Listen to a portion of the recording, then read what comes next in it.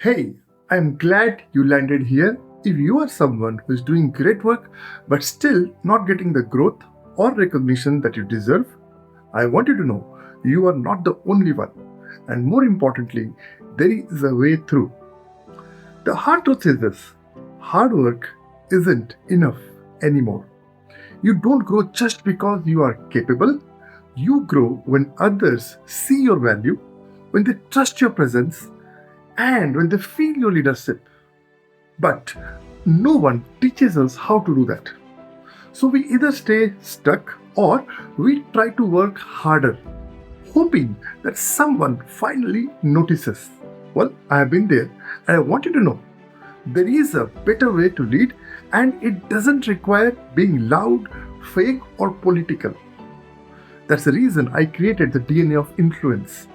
It's a simple, step by step framework to help high performing professionals become visible, trusted, and respected. How we do that? Well, we start by decoding how you are currently showing up, what is working, what is holding you back. Then we work on the things that no one ever taught you: communicating with clarity, navigating difficult conversations, owning your value without over explaining or shrinking.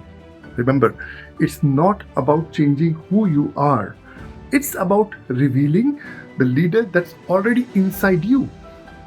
Well, the truth is, you have already done the hard part. You have built the skills. Now it is a time to lead with confidence without chasing attention or waiting for the permission. This is what I coach people on, and if you are ready for that shift, you are in the right place. And when I see professionals like you not getting the success that they have earned, my heart honestly burns out, because I have lived that too. That quiet frustration of knowing that you bring the value and still you are being overlooked. But here's the good news: influence is a learnable skill, and your future self will thank you for learning it. I'm looking forward to meeting you. Click on the link below to book your free discovery call.